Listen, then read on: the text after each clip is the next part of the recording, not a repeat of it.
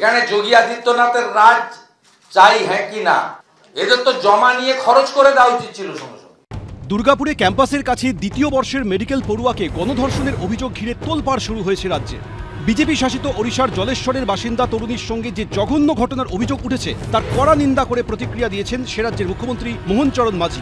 এই অবস্থায় পশ্চিমবঙ্গে আরেক বিজেপি শাসিত উত্তরপ্রদেশের যোগী রাজ্য আনার পক্ষে সওয়াল করলেন শুভেন্দু অধিকারী। দুর্গাপুরে মেডিকেল পড়ুয়াকে গণধর্ষণের অভিযোগের পাশাপাশি জলপাইগুড়ির রাজগঞ্জে 13 বছরের এক নাবালিকাকে ধর্ষণ করা হয়েছে বলে অভিযোগ করেন বিরোধী দলনেতা। এদিন নির্যাতিতা সেই নাবালিকার বাবার ভিডিও বার্তা শোনান শুভেন্দু অধিকারী। আমার একটা ছোট মেয়ে ক্লাস 7-এ পড়ে, ওই মেয়েটাকে ধর্ষণ করলো। জলপাইগুড়ি জেলা রাজগঞ্জে একটি রাজবংশী পরিবারের ছাত্রী, বয়স 13 বছর, তাকে ধর্ষণ করে তার যে ক্ষতি করেছেন এই ব্যক্তির নাম হচ্ছে ডালিম মোহাম্মদ। এখানে যোগী আদিত্যনাথের রাজ চাই হ্যাঁ কি না, এদের তো জমা নিয়ে খরচ করে দেওয়া উচিত ছিল। যোগী আদিত্যনাথের রাজে কদিন আগেই সারা ভারতবর্ষ শিউরে উঠেছিল, একটি তরুণীকে প্রকাশ্য রাস্তায় দৌড় করাচ্ছে কিছু দুষ্কৃতী, প্রকাশ্যে গণধর্ষণ হচ্ছে। দুর্গাপুর থেকে রাজগঞ্জ একাধিক নারী নির্যাতনের ঘটনার প্রসঙ্গ টেনে এদিন মমতা বন্দ্যোপাধ্যায়কে নিশানা করেন শুভেন্দু অধিকারী। বাংলার লজ্জা অপদার্থ পুলিশ তথা মুখ্যমন্ত্রী মমতা ব্যানার্জি এবং তার রাজত্বকালে পশ্চিমবঙ্গের গরিমা, মর্যাদা, সম্মান এই রাজ্যের বাইরে তথা আমাদের দেশের বাইরে ভুলুণ্ঠিত হচ্ছে। ওরা শকুনের রাজনীতি করছে।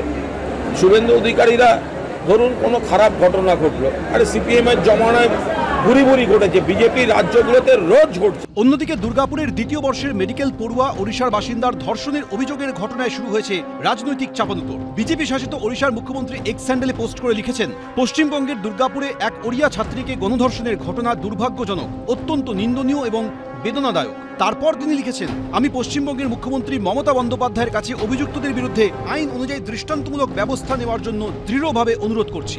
এই ওড়িশাতেই গত জুলাই মাসে বালেশ্বরে ফকিরমোহন কলেজের বিভাগীয় প্রধানের বিরুদ্ধে যৌন হেনস্থার অভিযোগ তুলে গায়ে আগুন দিয়ে আত্মঘাতী হন এক ছাত্রী। এর এক সপ্তাহের মধ্যে পুরীতে এক কিশোরীর গায়ে আগুন লাগিয়ে দেওয়ার অভিযোগ ওঠে দুষ্কৃতীদের বিরুদ্ধে। বিজেপি শাসিত পড়শি রাজ্যে পরপর ঘটে যাওয়া ঘটনাগুলির প্রসঙ্গ এদিন মনে করিয়ে দিয়েছে তৃণমূল। রাজ্য সরকার সহানুভূতি রাখে এবং যারা এই ধরনের মন্তব্য করছেন ভারতীয় জনতা পার্টি, তাদের বুঝতে হবে যে ওড়িশাতেও এইরকম মহিলা শিক্ষার্থী, তার উপরে অপরাধ হয়ে তারপর সে নিজের গায়ে আগুন দিল, মারা গেল, এগুলো হওয়া উচিত নয়। তবে পশ্চিমবঙ্গ পুলিশের তরফে এক্সপোস্ট করে বলা হয়েছে, দুর্গাপুরে ওড়িশার মেডিকেল পড়ুয়ার যৌন অত্যাচারের ঘটনায় আমরা গভীরভাবে দুঃখিত। সকলকে নিশ্চিত করে বলতে চাই, কোনো দোষীকে ছাড়া হবে না। নির্যাতিতার পাশাপাশি এই যন্ত্রণা যতটা ওড়িশার, ততটাই আমাদেরও। ওড়িশার মুখ্যমন্ত্রীর নির্দেশে পুলিশ ও প্রশাসনিক কর্তাদের একটি প্রতিনিধি দল দুর্গাপুরে আসছে। নির্যাতিতার পরিবারের পাশাপাশি এ রাজ্যের পুলিশ প্রশাসনের সঙ্গেও যোগাযোগ করবে সেই প্রতিনিধি দল। শিবাশিস মৌলিক, রানা দাস, এবিপি আনন্দ। মাঝে 6 দিনের ব্যবধান, আক্রান্ত হয়ে হাসপাতালে ভর্তি হয়েছিলেন। হাসপাতাল থেকে ছাড়া পাওয়ার 3 দিনের মাথায় ফের নাগরাকাটায় পৌঁছে গেলেন বিজেপি বিধায়ক শঙ্কর ঘোষ। পৌঁছে দিলেন ত্রাণ সামগ্রী। যারা এখানে প্রাণে মারার চেষ্টা করেছিল এই নাগরাকাটাতে, সেখানে এসে ত্রাণ দেওয়ার একটাই কারণ, একটাই বার্তা দেওয়া, দুর্বৃত্তদের কোনো ছাড় নেই। লক্ষ্মী পুজোর দিন ধস বিধ্বস্ত জলপাইগুড়ির নাগরাকাটায় আক্রান্ত হন বিজেপি সাংসদ খগেন মুর্মু ও বিজেপি বিধায়ক শঙ্কর ঘোষ। মারধর থেকে ধাক্কা, গাড়িতে পাথর ছোড়া, বাদ যায়নি কিছুই। দিদির সৈনিক বলে আমাদের উপরে আক্রমণ চালিয়েছে। সেদিন আর ত্রাণ বিলি করা যায়নি। হাসপাতালে ভর্তি হতে হয় বিজেপির সাংসদ বিধায়ককে। বুধবার হাসপাতাল থেকে ছুটি পাওয়ার পরের দিনই শিলিগুড়িতে ত্রাণ সংগ্রহে বেরোন বিজেপি বিধায়ক শঙ্কর ঘোষ। শনিবার সেই ত্রাণ নিয়ে পৌঁছে যান নাগরাকাটায়। সঙ্গে ছিলেন কালচিনির বিজেপি বিধায়ক বিশাল লামা। ট্রাক্টর ভর্তি ত্রাণ সামগ্রী নাগরাকাটা থেকে পাঠানো হয় দুর্গত এলাকায়। এই নরকের যে শাসন, সেই শাসনকে সমাপ্ত করতে হবে এবং দুর্বৃত্তদেরও নিকেশ করতে হবে। মানুষের পাশে দাঁড়ানোর জন্য ভয় পেয়ে যদি আমি পিছিয়ে যাই, তাহলে ভবিষ্যতে আমার মতন যারা হয়তো ব্যক্তিগতভাবে ক্লাব, এনজিওর হিসেবে যারা ত্রাণ দিতে যাবে, তারাও ভয় পেয়ে যাবে। না, বন্যা ত্রাণে যে কেউ যেতে পারেন, সেটা ভালো কাজ। শঙ্করের দ্রুত আরোগ্য কামনা করি। শঙ্কর মানুষের পাশে দাঁড়িয়ে ত্রাণ দিক। শঙ্করের গায়ে কেউ টু শব্দটিও করবে না, কেউ টাচও করবে না, কিন্তু শঙ্কর যেন যেখানে যাবে বিজেপির লোকেদের জানিয়ে যায়, কারণ বিজেপির অন্তর্দলীয় কোন্দলে না শঙ্করকে আবার ধাক্কা খেতে হয়। এদিকে ঘটনার দিন থেকে শিলিগুড়ির নেউটিয়া গেটওয়েল হাসপাতালে ভর্তি রয়েছেন বিজেপি সাংসদ খগেন মুর্মু। হাসপাতাল সূত্রে খবর, তার শারীরিক অবস্থা স্থিতিশীল রয়েছে। হাই সুগারের রোগী হওয়ায় ক্ষত শুকোতে সময় লাগছে। সম্পূর্ণ সুস্থ হয়ে উঠলে আগামী সপ্তাহেই তাকে ছেড়ে দেওয়া হতে পারে। উজ্জ্বল মুখোপাধ্যায়, রাজা চট্টোপাধ্যায়, সনদ ঝা, এবিপি আনন্দ। স্পেশাল ইন্টেন্সিভ রিভিশন হবে, তার মানে ভোটার লিস্টের কিছুটা সংশোধন হবে, সে নিয়ে আপত্তির কিছু থাকতে পারে না। দুদিন আগে দলের লাইনের একেবারে উল্টো পথে হেঁটে এসআইআর বা ভোটার তালিকার বিশেষ সংশোধনকে কার্যত সমর্থন জানিয়েছিলেন, আর এবার তার মুখেই শোনা গেল খেলা মেলা নিয়ে মন্তব্য। যদি একটা পার্টি খেলার মেলার মধ্যে চলে যায়, তার পলিটিক্যাল সেন্সটা চলে যায়। যারা ক্ষমতায় আসা পার্টিতে আছে তারা কি মনে রাখছে যে এটা শহীদদের পার্টি, না ভাবছি এর মধ্যে যা কামিয়ে নেওয়া যায় কামিয়ে নেব। চারবারের সাংসদ সৌগত রায়, কিন্তু তার একের পর এক মন্তব্যে ক্রমেই অস্বস্তি বাড়ছে তৃণমূলেরই। কোনো সময় মানুষ অবচেতন মনে সেই যে প্রতিক্রিয়া, সত্য কথা বলা, সেটা বেরিয়ে পড়ে, সেটাই উনি করেছেন। সৌগত বাবু জানেন যে আগামী দিনে আর আমি নির্বাচনে লড়বো কি লড়বো না এখন বলে ফেলি, তাহলে হয়তো যদি কিছুটা গুরুত্ব বাড়ে। শুক্রবার বরানগরে দলের বিজয় সম্মেলনীতে মেলা খেলা নিয়ে বার্তা দেন দমদমের সাংসদ। এর আগে নাগরাকাটায় যেভাবে বিজেপি সাংসদ খগেন মুর্মু ও বিজেপি বিধায়ক শঙ্কর ঘোষের ওপর হামলা চালানো হয়েছে, সেক্ষেত্রেও কার্যত দলের উল্টো পথে হেঁটে সেই ঘটনার তীব্র নিন্দা জানিয়েছিলেন সৌগত রায়।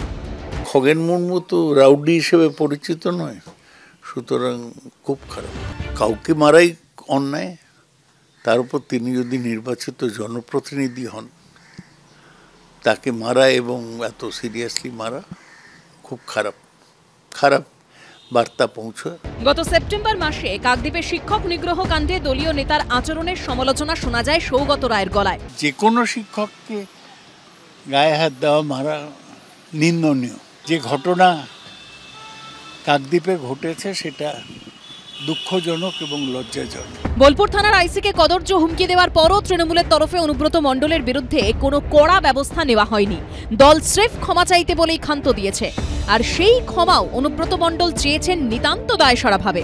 সেই প্রেক্ষাপটে অনুব্রত মণ্ডলকে নিয়ে সমালোচনার সুর শোনা যায় তাঁরই দলের সাংসদ সৌগত রায়ের গলায়। অনুব্রত নিয়ে আমার মতে কিছুই মন্তব্য করা উচিত নয়, তাতে নিজের সম্মান যায়, তার কারণ সেরকম লোক নয়। আমি যদি ট্রাম্প আর ইলন মাস্কের লড়াই হচ্ছে সেই নিয়ে বলতাম, তাহলে মনে হতো যে একটা বড় কিছু বলেছি।